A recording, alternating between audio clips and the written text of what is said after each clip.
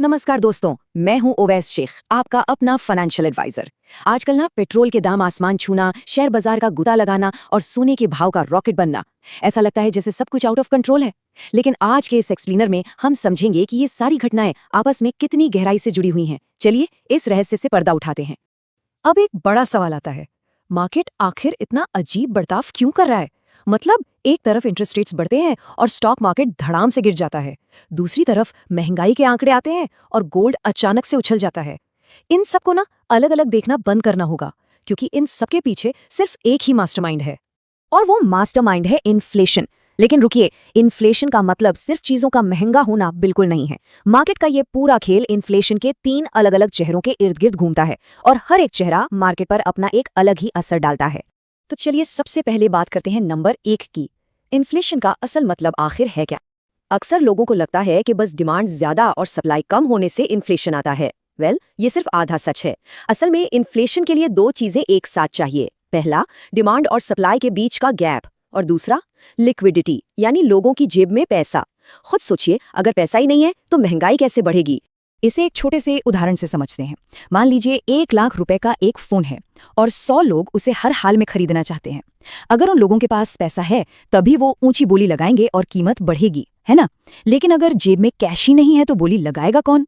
बिना कैश के डिमांड सिर्फ एक इच्छा बनकर रह जाती है, इन्फ्लेशन नहीं। अब आते हैं दूसरे पॉइंट पर, डिमांड पुल इन्फ्लेशन, जिसे हम एक हेल्दी फीवर भी कह सकते हैं। अब ये डिमांड पुल इन्फ्लेशन क्या है? देखिए, ये तब होता है जब इकोनॉमी बिल्कुल बूम कर रही हो और कंज्यूमर्स के पास खूब सारा पैसा हो। लोग जम के खर्च करना चाहते हैं, लेकिन फैक्ट्रियों में सामान उस रफ्तार से नहीं बन पा रहा है। ये एक तरह का हेल्दी इन्फ्लेशन है जो साफ साफ दिखाता है कि देश की अर्थव्यवस्था फंडामेंटली बहुत मजबूत है। इसका अलग अलग सेक्टर्स पर सीधा और बहुत दिलचस्प असर पड़ता है। एफएमसीजी और फार्मा को ही ले लीजिए, यहाँ डिमांड हमेशा हाई रहती है। आईटी सर्विसेज शानदार परफॉर्म करती हैं क्योंकि ये कैश रिच होती हैं और इन्हें एक्सपोर्ट का बूस्ट मिलता है। लग्जरी रियल एस्टेट में भी हाई ग्रोथ दिखती है, लेकिन जनरल रियल एस्टेट वो हाई ईएमआई और इंटरेस्ट रेट्स बढ़ने के कारण थोड़ा धीमा पड़ जाता है। और इसी दौरान अगर गोल्ड की बात करें तो ग्लोबली मजबूत डॉलर के कारण गोल्ड के दाम दब जाते हैं। लेकिन भारत में एक अलग ही कहानी चलती है। रुपये की कीमत गिरने की वजह से भारतीय बाजार में गोल्ड की वैल्यू फिर भी बढ़ जाती है। चलिए अब तीसरे पॉइंट की तरफ बढ़ते हैं, कॉस्ट पुश इन्फ्लेशन, यानी द मार्जिन स्क्वीजर। ये मार्जिन स्क्वीजर थोड़ा खतरनाक है। कॉस्ट पुश इन्फ्लेशन में डिमांड बिल्कुल नहीं बढ़ती, बल्कि कच्चे माल की कीमतें अचानक बढ़ जाती हैं, जैसे तेल का महंगा होना या ग्लोबल सप्लाई चेन का टूट जाना। प्रोडक्शन कॉस्ट तो बढ़ जाती है, लेकिन ग्राहकों के पास एक्स्ट्रा पैसा नहीं होता। नतीजा क्या होता है? कंपनियों का मुनाफा बुरी तरह से सिकुड़ जाता है। इस दौरान जनरल इक्विटी या शेयर बाजार नीचे गिरने लगता है, क्योंकि कंपनियों के प्रॉफिट मार्जिन खत्म होने लगते हैं। लेकिन जो कमोडिटी स्टॉक्स हैं, जैसे ऑयल या मेटल कंपनियां, वो अचानक ऊपर जाने लगते हैं, क्योंकि कच्चे माल के महंगे होने का सीधा फायदा इन्हें ही मिलता है। और ऐसे अनिश्चितता वाले माहौल में ना गोल्ड सबसे बड़ा सिकंदर साबित होता है।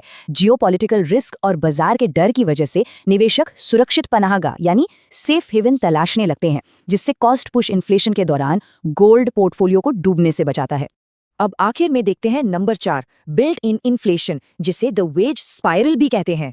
ये बिल्ट इन इन्फ्लेशन ना एक नेवर एंडिंग लूप की तरह काम करता है। होता क्या है कि जब जीने का खर्च बढ़ता है तो कर्मचारी सैलरी बढ़ाने की मांग करते हैं। उस बढ़ी हुई कॉस्ट की भरपाई के लिए कंपनी अपने प्रोडक्ट्स महंगे कर देती हैं। अब प्रोडक्ट महंगे होते हैं तो कर्मचारी फिर से सैलरी हाइक मांगते हैं। ये बढ़ती कॉस्ट्स कंपनियों को अंदर ही अंदर खोखला करती रहती हैं। इसका सबसे भारी असर सर्विस और मैन्युफैक्चरिंग सेक्टर्स पर पड़ता है, खासकर आईटी और हॉस्पिटैलिटी। लगातार लेबर कॉस्ट बढ़ने से इनके मार्जिन्स पूरी तरह से दब जाते हैं। इस पीरियड में अगर आप गोल्ड को देखें तो वो भी स्टेबल या रुका हुआ सा रहता है, यानी ये कोई भारी मात्रा में खरीदारी का समय नहीं होता। अब इन तीनों अलग अलग स्थितियों के बीच एक अटल सत्य है, एक ऐसा यूनिवर्सल ट्रूथ जो कभी नहीं बदलता। इन्फ्लेशन किसी भी प्रकार का हो, उसका दबाव डोमेस्टिक करेंसी पर साफ दिखाई देता है और रुपया डॉलर के मुकाबले हमेशा कमजोर होता ही है। तो दोस्तों, मार्केट का सारा कंफ्यूजन असल में इन्फ्लेशन के इन्हीं 3 चेहरों का खेल है। एक बार इसे समझ लिया तो मार्केट की हर चाल को डिकोड किया जा सकता है। तो अगली बार जब मार्केट गिरे तो खुद से पूछिएगा, क्या ये एक हेल्दी फीवर है या फिर मुनाफे को खाने वाला कोई silent spiral? Follow finance by Owais for more insights.